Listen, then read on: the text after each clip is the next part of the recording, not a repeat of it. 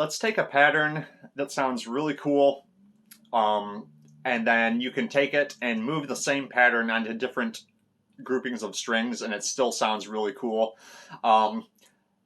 Because like when you go on different string groups, just because of the way the guitar is tuned, once you cross from the third string to the second string, anytime you're crossing those, it's going to change the pattern or kind of like the tonal quality of what you're doing, just because just the way the guitar is tuned. But anyway, but a lot of the times if you take a pattern and then you just play the same pattern but you move it across different string groupings, it just doesn't sound as cool. Just sometimes it just doesn't work. But here's one that always sounds really cool. So I'm going to be starting. I'm kind of like looking at this C right here now as just like the starting note for this. But this one is going to be like this. So I'm up on the 13th fret, second string. So the pattern is actually going to be something like this. I go down one more string to the third string, and I'm going to go 12, 14.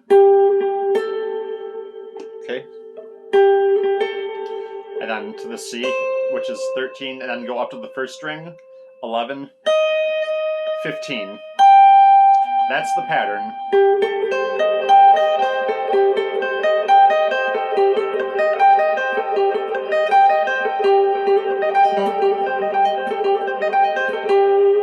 Really cool. That is a C minor sixth. It's like a C minor sixth arpeggio, which is one of my favorites. I just love the sound of a minor sixth.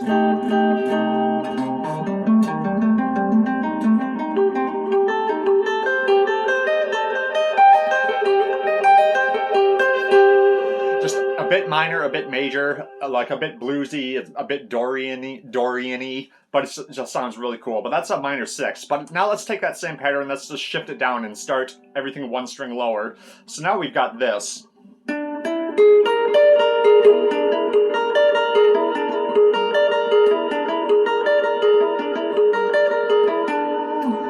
That is not a minor sixth. I mean, if you couldn't tell just by hearing it, and that's what I was talking about, how once you start crossing over certain string groupings, just like the chordal tonal quality of what you're playing changes completely due to the guitar's tuning.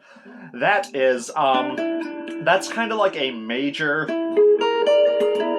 That's like a seventh arpeggio with a flat 5.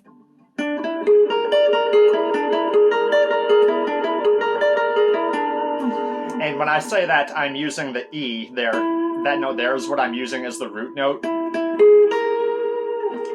Because it has like there's the 1, flat 7, major 3rd, but instead of having a perfect 5th,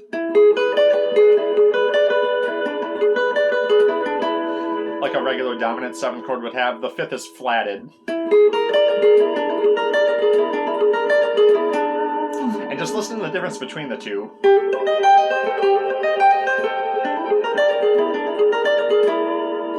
Both very cool sounding.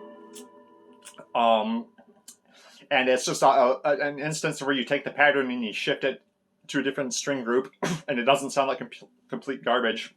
Now let's do that again. So now let's take that down to another string, and we get this.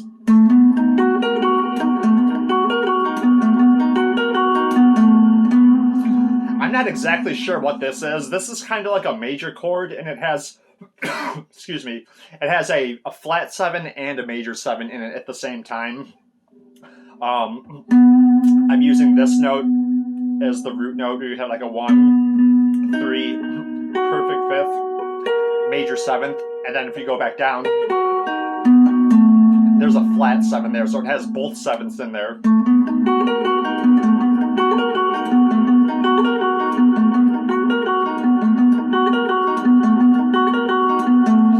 So I don't know if you would call that like a major 7 with a sharp 13 in there. I'm not sure, but either way, it doesn't matter because it sounds cool. And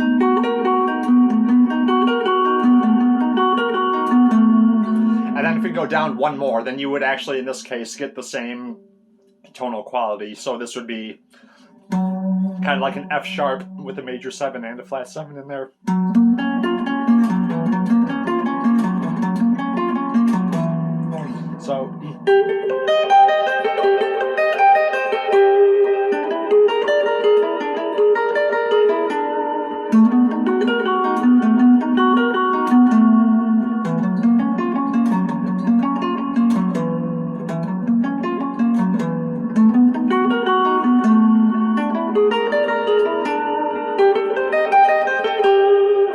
Pretty cool, huh?